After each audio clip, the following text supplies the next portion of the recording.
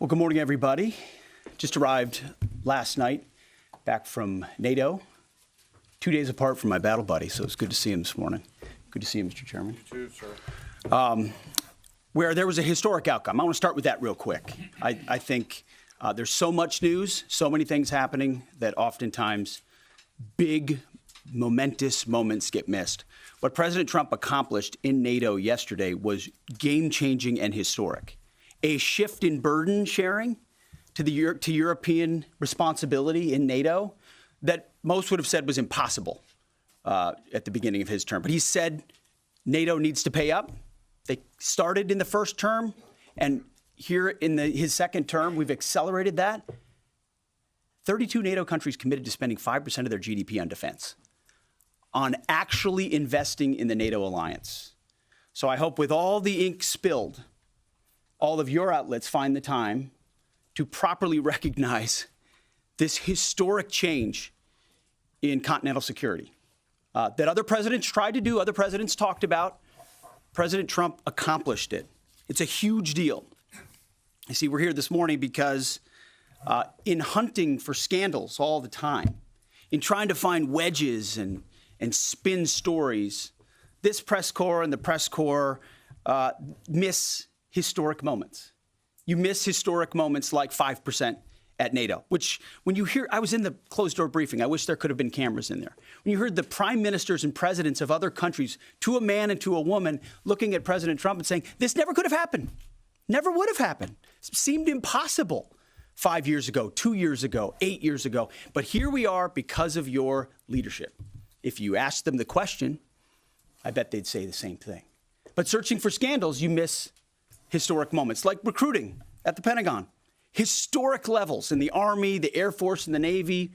Yeah, maybe there'll be a little mention here or there, but because it was under President Trump's leadership, because Americans are responding to him as commander-in-chief, the press corps doesn't want to write about it. Or bring us to the topic of the moment, the highly successful strikes in Iran. Let me read the bottom line here. President Trump directed the most complex and secretive military operation in history. And it was a resounding success, resulting in a ceasefire agreement and the end of the 12-day war. There's been a lot of discussion about what happened and what didn't happen. Step back for a second. Because of decisive military action, President Trump created the conditions to end the war, decimating, choose your word, obliterating, destroying Iran's nuclear capabilities. I want to read some of the assessments that have been provided because whether it's fake news, CNN, MSNBC, or the New York Times, there's been fawning coverage of a preliminary assessment. I've had a chance to read it. Every outlet has breathlessly reported on a preliminary assessment from DIA. I'm looking at it right now.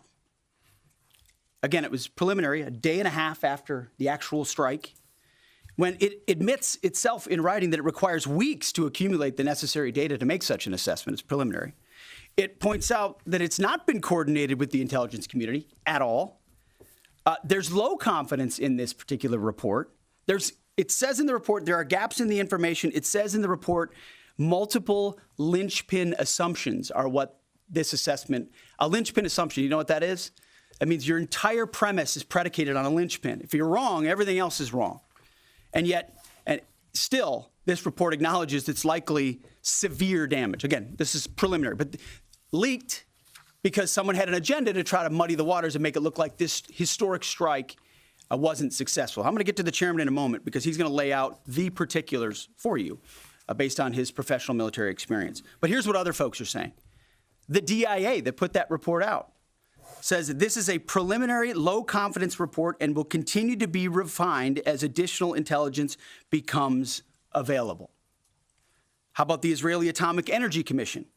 The devastating U.S. strikes on Fordow destroyed the site's critical infrastructure and rendered the enrichment facility inoperable. Have any of these quotes made their way into the New York Times or the Washington Post? MSNBC? CNN? Any of these quotes? How about this one? This is a new one from the UN, the United Nations. No friend of the United States, or certainly Israel often. Here's the head of the UN Atomic Energy Agency this morning, Rafael Grossi. U.S. and Israeli strikes caused enormous damage to Iran's nuclear sites. Don't take my word for it. How about the IDF's chief of staff? I can say here that the assessment is that we significantly damaged the nuclear program, setting it back by years. I repeat, years.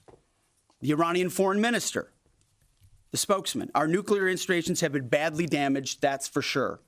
I'm sure that's an understatement. John Radcliffe, the director of the CIA, putting out a statement just last night. CIA can confirm that a body of credible intelligence indicates Iran's nuclear program has been severely damaged by recent targeted strikes. This includes new intelligence from a historically reliable, very different than preliminary assessment with low confidence. He's saying historically reliable and accurate source and method that several key Iranian nuclear facilities were destroyed and would have to be rebuilt over the course of years. CIA continues to collect additional reliably sourced information to keep appropriate decision makers fully informed. How about DNI Tulsi Gabbard yesterday? She writes, and I quote, "New intelligence confirms what POTUS has stated numerous times. Iran's nuclear facilities have been destroyed."